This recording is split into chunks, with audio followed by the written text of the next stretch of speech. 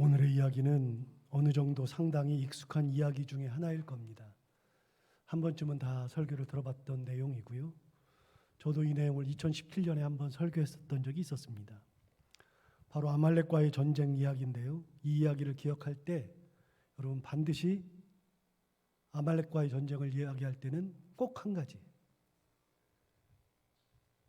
이 전쟁이 출애굽한 이후에 첫 번째 전쟁이었다는 것을 꼭 기억하시기 바랍니다. 이스라엘 백성들이 출애굽하고서 광야에 나와서 했던 첫 번째 전쟁. 첫 번째 전쟁이 어떤 전쟁이었느냐를 기억해야 하는 것은 이유가 있습니다. 우리는 몇 주 동안 가나안에서의 두 가지의 전쟁을 가지고 은혜를 나눴죠. 첫 번째 전쟁은 여리고성이 무너지는 전쟁이었고, 두 번째는 아이성이 무너지는 전쟁이었습니다. 그게 왜 중요한가? 그 다음에 전쟁이 얼마나 많았을까요? 그런데 그런 전쟁들을 다 기록하지 않았습니다. 첫 번째와 두 번째만 딱 기록하고 말았죠. 이유가 있습니다. 여러분, 첫 번째 전쟁과 두 번째 전쟁에서 하나님이 하시고 싶은 말씀이 있었다는 거 아닙니까? 여호수아에서 나오는 가나안 정복 전쟁에서 첫 번째 전쟁 여리고성 전쟁, 그리고 아이성 전쟁을 통해서 하나님께서 하시고 싶은 말씀은 뭐냐면, 전쟁은 내가 하는 거야. 급해도 천천히 가도 괜찮아. 내 말에 순종하면 돼를 가르치는 겁니다. 여러분, 전쟁을 할 때 전법과 전술과 군사력 이런 것들이 중요한데 하나님은 그거를 말씀하시지 않아요. 그걸 말씀하신 대신에 아니야, 내가 하는 거니까 내 말을 들으면 괜찮아. 그럼 이길 거야. 그거를 가르쳐 주신 겁니다. 그게 첫 번째 전쟁입니다. 순종을 배우는 겁니다. 그리고 하나님을 따라가면 된다는 것을 배우는 겁니다. 말도 안 되는 전쟁을 했잖아요. 여러분, 칼을 써본 적이 없는 전쟁인데 이겨버렸습니다. 돌기만 했는데 이겨버렸습니다. 그런데 두 번째 전쟁에서 진 이유는 하나님께서 말씀하신 대로 하지 않았기 때문에 진 겁니다. 두 번째, 여호수아가 두 번째 전쟁을 하러 갈 때 자기 경험을 의지하고 갔다가 패한 겁니다. 그 전에 하나님 앞에 먼저 물었다 그러면 하나님, 지금은 아니야. 지금 아이성으로 올라가면 안 돼. 말씀하셨을 겁니다. 왜요? 아간이 범죄했어 라고 하나님 말씀하셨을 거거든요. 여러분, 그런데 아간이 범죄한 게 얼마나 큰 일 아니거든요. 그가 훔친 것은 시나이산 외투 한 벌입니다. 시나이산이라고 하는 것은 바벨론산이거든요. 바벨론산 외투인데 쉽게 말하면 명품 중에 명품입니다. 그 당시에 엄청 비싼 겁니다. 그리고 금덩어리 하나하고 은하고 이렇게 그 세 가지 훔친 겁니다. 그거 뭐 전쟁하고서 남는 게 얼마나 많은데요. 그런 거 좀 훔쳤다 그래서 그게 뭐 큰 거냐? 별로 큰 거 아닌 것 같은데 큰 겁니다. 왜냐하면 하나님께서 탈취한 모든 것은 하나님께 바치라고 하셨기 때문에. 그거를 순종하지 않았을 때에 하나님께서 그 전쟁을 지게 만드는 거죠. 말도 안 되는 이유로 진 겁니다. 여러분, 여호수아에 나오는 두 가지 전쟁을 통해서 첫 번째, 두 번째 전쟁을 통해서 하나님은 하시고 싶은 말씀을 다 하셨습니다. 그래서 여러분, 첫 번째 전쟁이 중요하고요. 두 번째 전쟁도 굉장히 중요한 겁니다. 제가 설교를 시작하면서 서두에 아말렉과의 전쟁인데 우리가 꼭 기억해야 하는 것은 이 전쟁이 출애굽한 이후에 첫 번째 전쟁이라고 말씀드렸습니다. 여러분, 첫 번째 전쟁이면 하나님이 무슨 말씀을 하시려고 하는 겁니다. 이 전쟁이 나머지 전쟁을 어떻게 해야 되는지를 가르쳐주는 교과서와 같은 것입니다. 그래서 그 교과서와 같은 전쟁을 오늘 시도를 하는 거죠. 그런데 여러분, 첫 번째 전쟁은 보통 어려운 전쟁이 아니었습니다. 왜냐하면 여러분, 성경은 항상 상상을 해야 된다 그랬잖아요. 저는 그걸 김성일 작가로부터 배웠고, 성경을 그냥 읽지 말고 상상을 해보면 답이 나옵니다. 이 전쟁은 진짜 어려운 전쟁이었습니다. 여러 가지 이유가 있는데, 첫 번째, 이스라엘 백성들은 430년 동안 종살이하고 있었습니다. 여러분, 종으로 태어나서 종으로 죽었습니다. 단 한 번도 주도권을 가져본 적이 없었던 민족입니다. 그럼 태어나서부터 죽을 때까지 종살이만 했으니 그들의 머릿속에는 어떻게 하면 안 맞을까? 어떻게 하면 주인한테 찍히지 않을까? 어떻게 하면 살아남을까가 머릿속에 다 있지. 항상 주인의 눈치를 살피는 것이 몸에 배어있지, 주도권을 가지고서 뭔가를 할 수 있는 민족이 아니었습니다. 그게 몇 년이요? 430년이요. 대대로 종만 했던 민족입니다. 자기 주도권을 한 번도 가져본 적이 없는 거죠. 그렇게 400년 동안 종살이를 하던 이스라엘 백성들이 광야로 나왔어요. 광야로 나와가지고서 전쟁을 하는 겁니다. 그러면 전쟁은 누가 해요? 이제는 주인의 눈치를 볼 게 없어요. 자기들이 해야 되거든요. 근데 종들이 무슨 주도권을 가지고 어떻게 전쟁해야 될지, 어떤 전법으로 해야 되는지, 누구를 데리고 나가야 될지 아무것도 몰라요. 종말 하던 사람이에요. 그러던 그들이 드디어 첫 번째 전쟁을 하는 겁니다. 그러니까 종살이만 하던 사람의 머릿속에는 종에 관련된 것만 가득 차 있습니다. 그 생각을 하면 그 생각이 가득한 겁니다. 다른 것은 들어갈 틈이 없습니다. 제가 옛날에 신학대학원 다닐 때 바둑을 좋아해가지고요, 바둑을 꽤 열심히 두었습니다. 그전에도 뭐 두었는데 요즘도 바둑을 참 많이 보는데요, 제가 사실은 잡기에 능합니다. 이거저거 안 하는 게 없고요. 그런데 바둑을 좋아하는데요, 바둑을 하루 종일 두었습니다. 바둑을 하루 종일 두었더니 나중에 설교하는데요, 이 설교가 되는 게 아니라 바둑판이 머릿속에 가득 있어요. 제가 그다음부터 바둑을 끊었습니다. 더 이상 두면 안 되겠다. 여러분, 바둑을 생각하는 사람은요, 바둑만 머릿속에 가득합니다. 그러니까 그것에 매여 있는 사람들은 그것만 생각하는 거예요. 종들은 종의식을 가지고 있습니다. 깨치는 것은 너무나도 어려운 겁니다. 그것도 430년 대대로 종이었는데요. 그들이 무슨 주도권을 가지고 있어요? 아무것도 못하죠. 그러니까 전쟁을 하는데 오합지졸입니다. 백성은 많은데, 군사들은 많은데, 그런데 어떻게 싸워야 할지도 모릅니다. 두 번째, 이 전쟁의 어려운 이유 중에 하나는 그들이 지금 나와 있는 곳은 광야입니다. 여러분, 시내 광야 근처로 다 나오고 있는데 이들이 나와 있는 그곳은 자기가 살던 땅이 아닙니다. 이집트 그러면 우리는 아프리카 그래가지고서 무슨 황량한 데만 생각하는데요, 이집트를 가보면 이집트는 황량한 땅이 아닙니다. 진짜 한번 여러분 모시고 가고 싶어요. 얼마나 비옥한 땅인지. 나일강이 흐르는데 나일강 좌우측으로는요, 끝도 없는 농지가 펼쳐져 있습니다. 그게 우리나라 삼천리보다도 훨씬 더 긴 나일강입니다. 그걸 따라서 양쪽으로는 끝도 없는 농작지입니다. 농경지. 먹을 것이 진짜 많이 납니다. 그리고서 그 나일강이 밑에부터 시작해서 쭉 올라가서 지중해로 올라가는데 마지막에 지중으로 갈 때는 삼각주로 이렇게 쫙 퍼져가지고 물이 막 삼각주로 이렇게 쫙 퍼져나갑니다. 그래서 이렇게 나일강이 올라가다가 나중에는 부채꼴 모양으로 이렇게 돼가지고서요, 여기가 얼마나 비옥한 땅인지 모릅니다. 이스라엘 민족들이 살던 데가 비돔과 라암셋인데, 비돔과 라암셋을 제가 갔다 왔잖아요. 갔다 왔는데 비돔과 라암셋이 이 삼각주 내에 있습니다. 정말로 비옥한 땅입니다. 먹을 것이 지천에 깔려 있습니다. 그래서 이집트의 농산물 값이 되게 쌉니다. 이집트는요, 농산물을 수입을 하지 않습니다. 굉장히 먹고 사는 것이 풍족하죠. 그렇게 먹고 사는 것이 풍족하고 그런 땅에서 살다가 광야로 나왔습니다. 광야 생활 처음 하는 겁니다. 여러분, 처음 하는 곳에서 전쟁을 해야 된다? 광야를 지금 적응하는 것도 문제인데요. 그런데 무슨 전쟁을 해요? 불가능한 얘기입니다. 여러분, 그냥 아말렉과의 전쟁하면은 뭐 모세가 손을 들면 이기고 뭐 내리면 지고 그래서 아론과 우리 받쳐줬고 그 얘기만 생각하면 안 되고요. 이 전쟁 자체가 할 수 있는 전쟁이 아니었다는 것을 항상 생각해야 됩니다. 처음 하는 전쟁입니다. 세 번째, 여러분, 모세가 바로에게 이스라엘 백성들을 보내달라고 하면서 싸워서 10가지 재앙이 있었고, 그 10가지 재앙이 끝난 다음에 바로가 이스라엘 백성들을 나가라 그래서 보냈죠. 보내고 나서부터 시내산까지 들어가는데 1년 걸립니다.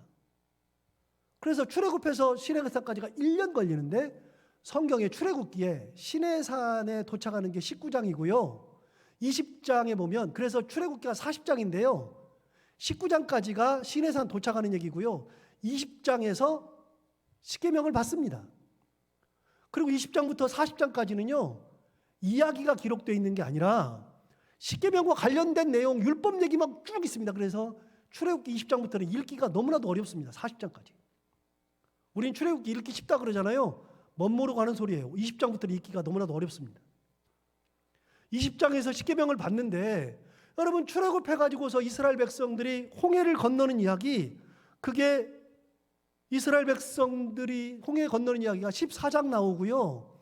15장에서는 모세가 홍해에서 이집트 백성 그 군사들이 다 죽고 나서 홍해를 건넌 다음에 너무 감사해서 부르는 찬양 노래가 15장에 기록되어 있습니다. 그리고 16장에서는 만나와 메추라기 사건이 나오고요.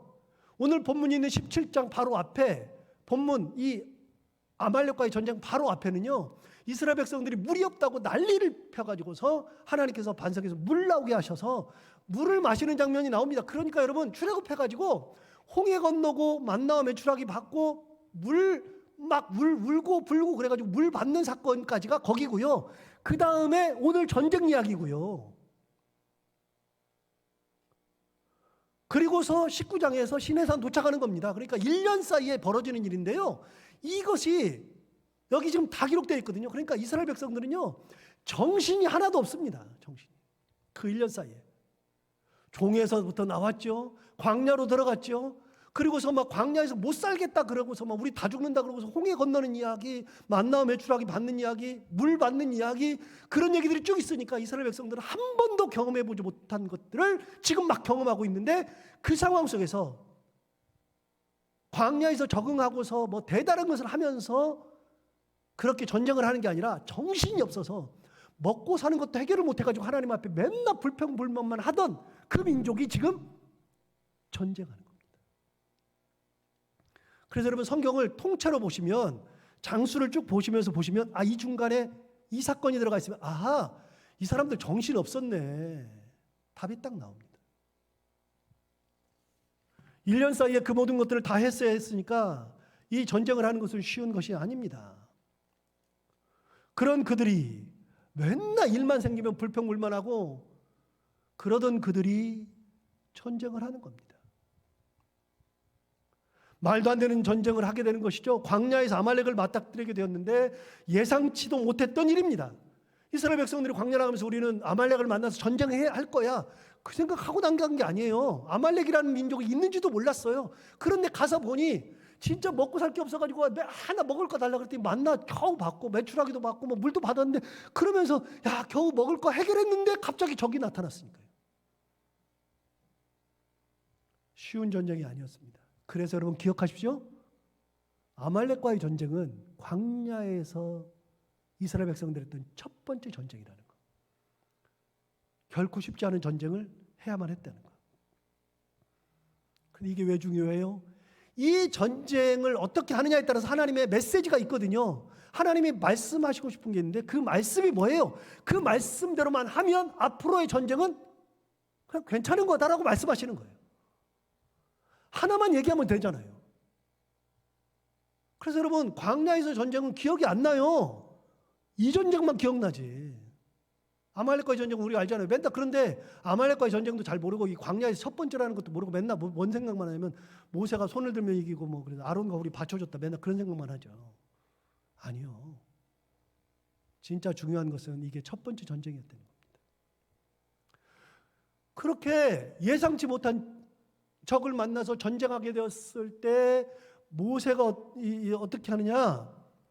여러분, 오늘 본문을 보기 전에 17장 8절을 한번 볼까요? 8절에 보시면, 그때 이스라엘이 와서 아말렉이 와서 이스라엘과 르비딤에서 싸우니라 그랬습니다. 이스라엘 백성들이 전쟁을 걸었던 것이 아닙니다. 이스라엘 백성들은 전쟁을 걸 마음도 없었습니다. 누가 쳐들어왔어요? 아말렉이 쳐들어왔습니다. 아말렉이 와서 이스라엘과 르비딤에서 싸우는 겁니다. 그렇게 싸우게 되었을 때에 어떻게 싸우느냐? 모세가 싸우는 방법을 가르쳐 주거든요. 9절을 보실까요? 모세가 여호수아에게 이르되 우리를 위하여 사람들을 택하여 나가서 아말렉과 싸우라. 내일 내가 하나님의 지팡이를 손에 잡고 산 꼭대기에 서리라. 여러분, 이게 굉장히 중요한 메시지인데요. 모세가 아말렉을 대하고 있을 때 뭐라고 말했냐면 여호수아에게 이렇게 얘기했어요. 우리를 위하여 사람들을 택하여 나가서 아말렉과 싸우라. 첫 번째. 사람들을 택하여 나가서 아말렉과 싸우라. 그게 첫 번째. 두 번째. 내일 나는 하나님의 지팡이를 손에 잡고 산 꼭대기에 올라갈 거다. 너는 가서 데리고 와서 사람들 데리고 와서 뽑아서 데리고 와서 싸우고 나는 산 꼭대기 지팡이 가지고 설 거다. 두 가지를 말했습니다. 여러분, 사람들을 택하여서 가라 그랬는데 가만히 생각해 보세요. 여기서 또 한번 상상을 해보세요. 이스라엘 백성들이 광야에 나왔는데 광야에 나와가지고서 군사를 길렀어요? 여러분, 전쟁에 나갈 수 있는 준비가 됐어요? 군인들이 없어요. 그러니까 여러분, 군인들이 훈련되어 있기 때문에 그 군인들을 데리고 나가는 게 아니라요, 여호수아가 사람들을 뽑는 거예요. 가서 보니 얘는 좀 싸움 잘하게 생겼네, 얘는 좀 키가 크네, 얘는 힘 좀 쓰겠네, 그런 애들 그냥 뽑아가는 거예요. 군인들을 뽑아가지고서 싸우러 가는 게 아니라 이스라엘 백성들 중에서 싸움 좀 할만하다고 생각되는 사람들을 뽑아가지고 전쟁에 나가는 겁니다. 얼마나 웃겨요. 저는요, 이거 생각할 때마다 진짜 웃겨 죽겠어요. 이게 말이 안 되는 얘기를 지금 하고 있거든요. 여러분, 그럼 우리는 한번 생각을 해봐야 됩니다. 여기서 한번 깊게 한번 생각을 해봐야 됩니다. 이 전쟁은 누가 이깁니까? 100% 아말렉이 이겨야 됩니다. 아말렉이 이기지 않을 이유가 하나도 없습니다. 오합지졸입니다. 그들은 군대가 있었고 이스라엘 민족은 군대가 없습니다. 그들은 훈련이 되었고 이스라엘 백성들은 훈련되지 않았습니다. 다른 곳이라면 몰라도 이곳은 아말렉의 자기의 홈그라운드입니다. 그런데 여러분, 이 전쟁을 누가 이깁니까? 실제로는 이스라엘이 이깁니다. 어떻게 이기게 될까요? 여러분, 저 같으면은 제가 여호수아라 그러면 하나님, 모세에게 이렇게 얘기했을 겁니다. 아니, 왜 나보고 나가라 그래요? 아니, 데리고 나갈 사람을 뽑아주든지, 내가 뭘 뽑아요? 아니, 그냥 모세, 당신이 나가면 좋겠는데 왜 날 보고 나가라 그래요? 그럴 것 같습니다. 그런데요, 전혀 그렇게 하지 않았습니다. 이런 말도 안 되는 상황 속에서 여호수아가 뭐라고 대답했느냐? 10절 한번 볼까요?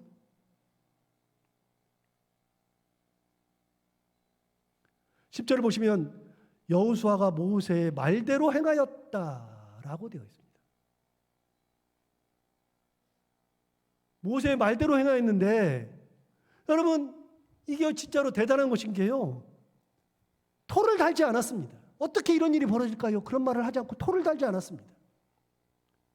그냥 모세가 시키는 대로 사람을 뽑아서 전쟁하러 나간 겁니다.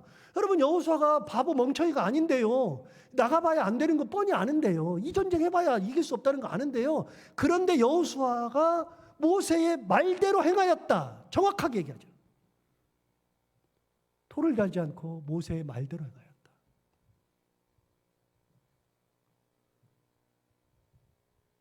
이게 왜 가능한가? 가능한 이유는 딱 하나입니다. 여호수아가 모세를 100% 신뢰하기 때문에. 모세가 그동안 하나님과 함께 재앙을 내리고 홍해를 가르고 모세의 기도로 만나가 내려오고 메추라기가 내려오고 물을 가르는 것을 봤기 때문에, 그렇기 때문에 100% 신뢰하니까 그 말을 그대로 행하는 겁니다. 여호수아의 생각이 먼저가 아니라 믿음이 먼저인 거죠. 그래서 믿음대로 가는 겁니다. 그 말대로 행하는 겁니다. 굉장히 중요한 말이거든요. 10절 다시 한번 보세요. 10절 앞부분 굉장히 중요한 건데요. 여호수아가 모세의 말대로 행하여. 다른 말이 하나도 없어요. 그냥 모세의 말대로 그대로 행한 겁니다. 그랬을 때 모세를 그렇게 했던, 여호수아를 그렇게 했던 모세는 어떻게 되는가? 10절과 11절을 한번 같이 읽어볼까요? 여호수아가 모세의 말대로 행하여 아말렉과 싸우고, 자, 싸웠어요. 그 다음에 모세와 아론과 훌은 산 꼭대기에 올라가서 모세가 손을 들면 이스라엘이 이기고 손을 내리면 아말렉이 이기더니 그랬습니다. 우리 잘 아는 내용이 이제 드디어 나오기 시작합니다. 모세는 아론과 훌과 함께 산 꼭대기에 올라갔다는 겁니다. 이미 그렇게 얘기했죠. 나는 내일 이렇게 하나님의 지팡이를 손에 들고 산 꼭대기에 올라가리라 말했습니다. 그 말대로 모세는 진짜로 지팡이를 들고 아론과 훌과 함께 산 꼭대기에 올라가서 모세가 손을 들면 이스라엘이 이기고 손을 내리면 이스라엘이 졌다. 이렇게 기록되고 있죠. 여러분, 모세가 여호수아에게 전쟁을 하라고 시켜놓고 그게 여호수아의 사명이고요. 모세의 사명은요, 전쟁에 나가는 것이 사명이 아니라 산꼭대기에 서서 손을 드는 것이 사명입니다. 내가 맡은 사명, 내게 주어진 사명이 다른 겁니다. 그 사명을 감당하는 것이 쉬운 것이 아닙니다. 여러분, 손을 든다고 하는 것이 쉬운 것이 아니잖아요. 지팡이를 손에 들고 손을 든다는 것은 쉬운 것이 아닙니다. 가만히 생각해 보세요. 여러분, 모세가 힘이 없어서 점점 내려오면은 진다 그랬어요. 그러니까 손을 들어야 돼요. 그러니까 하다가, 열심히 하다가, 손을 들고 하다가 점점 손이 내려와요. 이 사명 감당하는 게 쉬운 게 아니라니까요.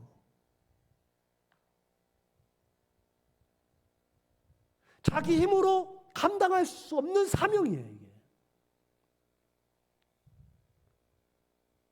그래서 한편으로는요, 생각해보면 여호수아는 가서 싸우고 모세는 뒤에서 이렇게 손 들고 있으니까 모세가 편하다고 생각하는데 가만히 뒤집어 생각해보면 차라리 싸우고 말아요. 전쟁터에 가는 게 나아요. 그거 손 들고 있는 것이 쉬운 것이 결코 아닙니다. 자기 사명이 쉬운 것이 아닙니다. 사람들은요, 자기가 맡은 사명이 쉬운 거라고 생각하는 사람이 한 명도 없습니다. 그리고 내 사명은 다 귀한 겁니다. 다른 겁니다. 다른 사명을 받았고 그 사명을 감당하는 것은 쉬운 것이 아닙니다. 그런데 모세는 뒤에 서서 묵묵히 그 사명을 감당하죠.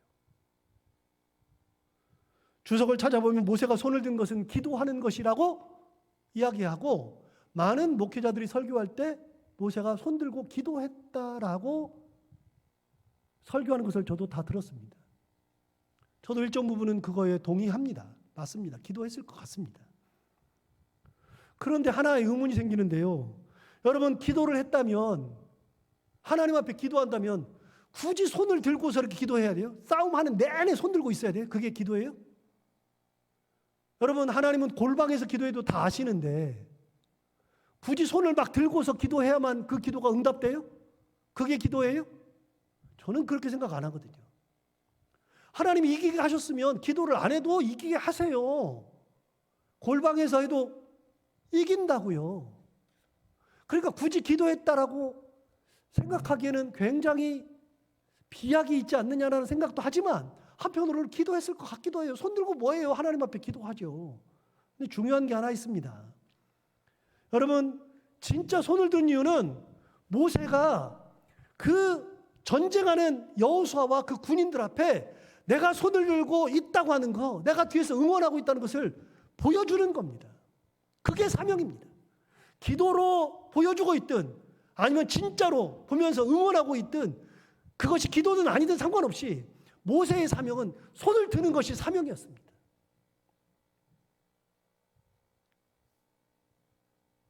여러분, 모세가 받은 사명은 뒤에서 그 사람들이 힘을 내서 전쟁할 수 있도록 돕는 역할을 하는 것이 모세의 사명이죠. 최전선에서 나가서 싸우는 여호수아가 있는가 하면 뒤에서 묵묵하게 기도를 하건 응원을 하건 손을 들건 그 사명을 감당하는 사람들이 뒤에서도 있다는 겁니다. 사명이 다르지만 그 사명을 다 감당하는 사람들이 따로 있다는 겁니다. 여러분, 모세가 손을 드는 것이 왜 중요하냐면요, 만약에 교회에 시험거리가 생겨가지고 진짜 교회가 큰일 났는데 위기가 닥쳤을 때 다들 기도하고서 막 그걸 해결하려고 하는데 목사인 제가 가장 먼저 실망하고 콧밭들이고 뭐 완전히 폐인처럼 살면 여러분들이 뭐라고 얘기할까요? 저보고. 아니, 목사님이 그러면 어떻게 해요? 목사님이 먼저 힘내셔야지. 목사님이 힘내서 기도하고 목사님이 우리를 인도해 줘야지. 목사님이 그러면 어떻게 해요? 그러지 않겠어요? 여러분, 교회에서는 여러분들이 어려움 당할 때 저를 보지 않겠어요? 제 입을 보지 않겠어요? 제 행동을 보지 않겠어요? 그럼 그럴 때 저는 뭐 하고 있어요? 제 사명은, 위기가 닥쳤을 때 제 사명은요, 세상에 아무 일이 일어나지 않은 것이냐, 하나님께서 우리 뒤에 계시는 분임을 확신하고 기도의 자리를 지키는 것이 제 사명 아니겠어요? 그때 성도들이 같이 하는 거죠. 아, 목사님 기도하고 계신다. 같이 기도하자. 같이 하나님 바라보자. 그게 지도자의 사명이에요. 여러분, 가정에 문제가 생겼어요. 가정에 큰 문제가 생겨가지고 어려움을 가지고 있을 때에 그 가정에 문제가 생겼는데 남편이 그냥 콧밭들이고 완전 실망해가지고 폐인처럼 살면 어떻게 돼요? 아니, 당신이 그러면 어떻게 돼? 당신이 힘내야지 우리가 살지. 안 그러겠어요? 여러분, 가장이 받은, 가장으로서 가지고 있는 사명이 가정마다 있어요. 남자가 가지고 있는 사명이. 아내가 가지고 있는 사명이 또 있어요. 그거는 누가 대신해 주지 못해요. 여러분, 아내가 힘들 때 가장이 든든히 서서 뒤에 서서 괜찮아, 그런 일 있어도 괜찮아, 사명을 감당할 수 있도록 힘이 되어주는 것이 남편의 역할인데, 그걸 못하면 그걸 누가 대신해 줘요? 남편으로서 사명을 누가 감당해 주냐고요. 그걸 만약에 누군가가 대신해 준다 그러면 큰일 나는 거죠. 내 자리를 누가 대신해요? 아이들이 무슨 문제가 생겼다, 그럼 부모로서의 사명이 있는 겁니다. 항상 얘기지만 가정마다 문제 없는 집안이 한 가정도 없어요. 문제가 없다 그러면 이상한 거예요. 여러분, 기도거리 없는 가정이 세상에 어디가 있어요? 그때마다 콧받들고 있는 게 아니라요, 하나님이 내게 주신 사명, 은혜로 감당하면 되는 거예요. 손이 막 내려와요. 손이 내려오는데 그때마다 힘을 내서 또 들고 하나님 바라보면서 가는 거예요. 예. 여러분, 진짜 우리 집은 맨날 평안하다, 그런 가정이 세상에 어디가 있어요? 오늘 우리 둘째 예배 드리러 못 나왔거든요. 둘째 예배도 드리러 못 나왔는데 꼭 나와 있던 애가 오늘 못 나오잖아요. 어제 저녁에 지 형이랑 축구하러 간다고 야밤에 한강에 가서 풋살한다고 가다가 공 위로 발 올렸다가 공을 이렇게 잘못해가지고 발목이 팍 꺾어가지고 지금 뿌드득 해가지고서 지금 다리가 부러졌는지 인대가 나갔는지, 또 걔는 또 엄살도 또 심해요. 그래서 제가 사실 걔가 막 아프다 그러면 잘 못 믿지만, 그렇다고 아프다 그러는데 야이씨 그러지도 못하겠고, 진짜 부러졌으면 어떡해요. 그렇지만 지금 누워 있어요. 그래서 아침에 예배 안 나오면 저한테 죽으니까 저한테 전화가 왔어요. 아빠 자고 일어났는데 도저히 누워 있으면 안 아픈데 일어서기만 하면 막 쏟아지고 막 죽겠어요. 그래서 예배 못 나오겠다 그랬더니 못 나오겠대요. 알았다. 좀 이따 병원 가봐야 되는데요. 여러분, 그런 일은 예사로 일어나는 거예요. 그런 일이 있을 때 무슨 뭐 호들갑 떨어봐야 뭐해요? 그럼 아빠가 그때는 든든히 서 있고 엄마도 든든히 서 있고 괜찮아, 그런 일이 일어나는 거야. 그런 일이 인생을 좌우하지 않아. 여러분, 부모로서의 사명이 반드시 있는 거예요. 자녀들도 자녀들의 사명이 있는 거예요. 자녀들의 사명이. 내가 맡은 사명이 반드시 있어요. 그렇게 그 사명을 감당하는 거예요. 여호수아는 여호수아의 사명을 감당하죠. 뭐요? 말씀에 순종하고 싸우러 나가는 거예요. 오합지졸 데리고 나간다니까요. 오합지졸. 군사훈련 받아본 적도 없는 애들 데리고 나가는 거예요. 막 뽑아가지고 무작위로 너 나와 해가지고 지금 가는 거예요. 그게 여호수아의 사명이라 그러면 모세의 사명은요, 뒤에서 손 들고 있는 게 사명이에요. 그 손 들고 있는 것이 기도든 응원이든 내게 주어진 그 사명을 감당하는 거라니까요.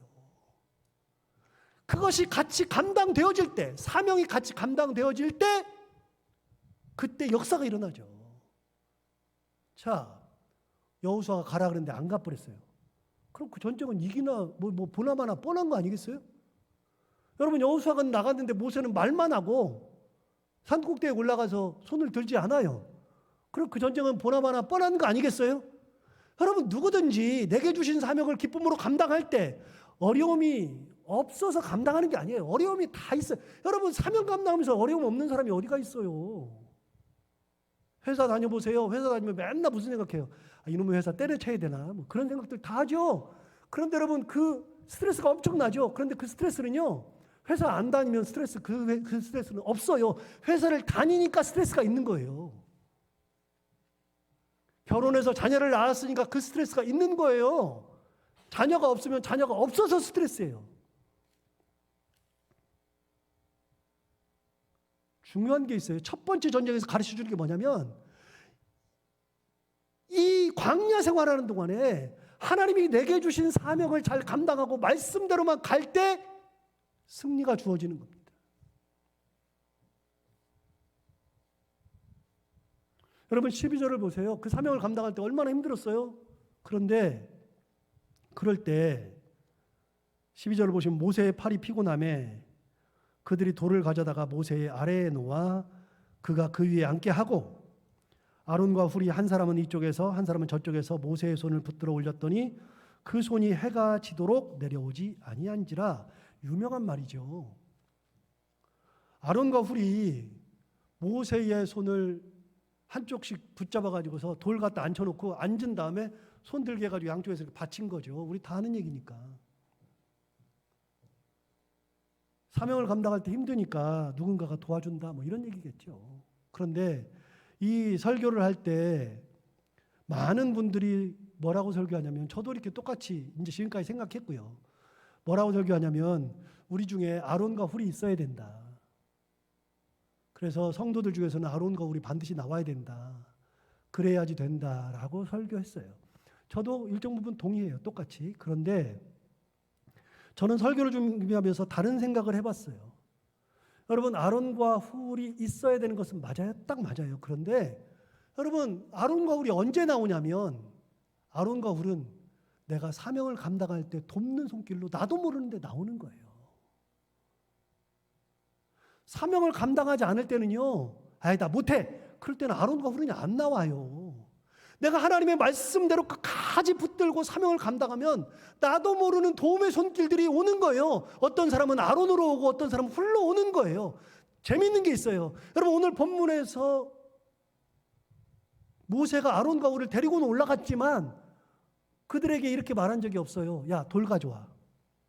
돌 가져와. 나 여기 앉을 테니까 너는 한쪽에서 내 손 들고 너는 한쪽에서 내 손을 들어. 그렇게 말한 적이 없어요. 모세는 그걸 기대한 적도 없어요. 자기는 그냥 손을 들고 있었어요. 손을 들고 있는데 손이 자꾸만 내려오니까 아론과 훌이 자기들 생각에 그럼 우리가 받쳐주면 되겠네. 그래서 자기들이 돌 갖다 놓고 앉히고 거기다가 손을 한쪽에서 이쪽 한쪽에서 이쪽 받쳐가지고서 손을 내려오지 않도록 만들어준 거예요. 도움의 손길들이 오는 겁니다. 도움의 손길들이. 언제? 내가 하나님의 말씀을 따라서 그 사명을 감당할 때 도움의 손길들이 오는 겁니다. 도와달라고 할 필요가 없어요. 하나님이, 내가 하나님의 말씀대로 가면 하나님께서 필요한 도움의 손길을 내게 허락해 주세요. 어떤 때는 아론이 오고 어떤 때는 훌이 와요. 저도 인생 살아보니까 도움의 손길들이 참 많아요. 참.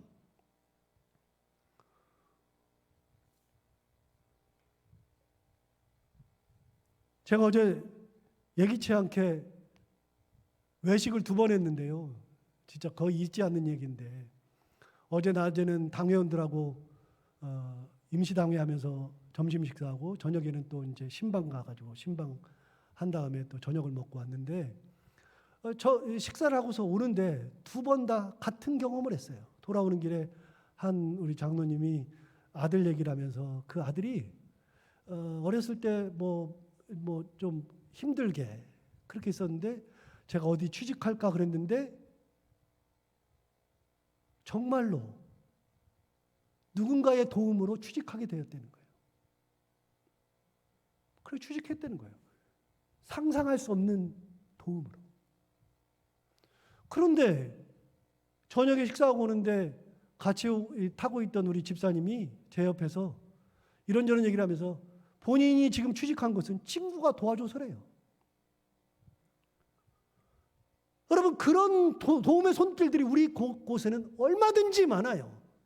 언제 내가 사명을 감당할 때, 내가 끝까지 하나님을 바라볼 때 하나님께서 내 길을 인도하시는데 하나님께서 그 길을 인도하실 때 한 번은 아론을 보내시고 한 번은 훌을 보내요. 하나님 아론 좀 보내주세요. 그럴 필요가 없어요. 나는 하나님의 말씀대로 살면 하나님께서 보내주시는 거예요.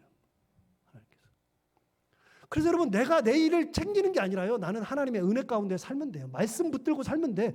열심히 살아가면 그럼 하나님께서 그런 사람들을 보내주세요. 그래서 이기게 하세요. 이게 첫 번째 전쟁이에요. 첫 번째 전쟁은 이길 수 있는 전쟁이 아닌데 하나님의 말씀 가운데 묵묵히 사명을 감당할 때, 내게 맡겨준 사명을 잘 감당할 때, 그게 내가 기도의 사명이면 기도의 사명으로, 나눔의 사명이면 나눔의 사명으로 감당할 때 거기에 돕는 손길이 붙고 하나님의 은혜가 임해서 이기게 된다. 그래서 15절을 보면 아주 재밌는 기사가 나옵니다. 모세가 제단을 쌓고 그 이름을 여호와 니시라 하였다. 여러분 첫 번째 전쟁이 끝났을 때 제단을 쌓았어요. 제사를 드리는데 제사를 드리면서 그곳의 이름을 뭐라고 불렀느냐? 그 이름을 여호와 니시라 불렀다. 여러분 이 모든 것 뒤에 모세는 뭐가 있다는 걸 알았어요. 하나님이 계신 걸 알았어요. 불가능한 것 뒤에 하나님이 계시고 도와주시는 손길을 하나님이 보내주시고 이기게 하시는 분이 하나님. 그래서 그 제단의 이름을 여호와 니시 그랬는데 여러분 니시 거기에 보면 1번 2번 해가지고서 번호 있고 밑에 가보면 뜻이 나오죠.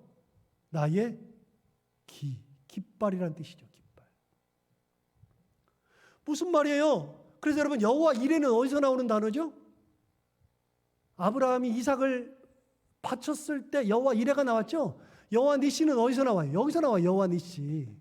여기서 아말렉과의 전쟁에서 여호와는 나의 깃발. 깃발이 뭡니까? 전쟁에 갈 때 기를 들고 가죠. 그런데 전쟁이 지면 기가 꺾여버려요. 기가 꺾여요. 그래서 기가 꺾이면 끝이에요. 그런데 깃발이 계속 휘날리는 거, 그거는 전쟁이 이겼다는 거죠. 여러분 깃발이 휘날리는 것은 하나님께서 하시는 거라는 거예요. 하나님께서. 이 전쟁은 내가 이긴 게 아니다. 여호수아가 전쟁을 잘해서 이긴 게 아니다. 내가 기도해서 이긴 게 아니다. 모세가 고백하는 게 뭐냐? 우리 뒤에는 하나님이 계신다. 하나님이 계셔요. 이게 첫 번째 전쟁이에요. 기억하십시오. 아말렉과의 전쟁이 첫 번째 전쟁인데 주신 하나님의 메시지가 뭐냐면 어떤 상황이 되었건 내게 주신 사명을 잘 감당하고 은혜 가운데 말씀대로 살아가면 하나님께서 도움의 손길을 주시고 반드시 이기게 하신다. 기억하고 우리도 이런 은혜 가운데 내게 주신 사명을 잘 감당하고 은혜 가운데 살아가는 저희들이 다 되기를 바랍니다. 기도하겠습니다. 하나님 아버지 감사합니다. 오늘도 귀한 말씀으로 우리를 깨우쳐 주시고 은혜 주셔서 감사합니다. 첫 번째 전쟁 생각해 보면 정말 쉬운 전쟁이 아닌데 이 전쟁을 승리로 이끌었던 그거는 하나님의 은혜를 굳건히 믿고 말씀대로 행하고 내 사명을 잘 감당할 때였습니다.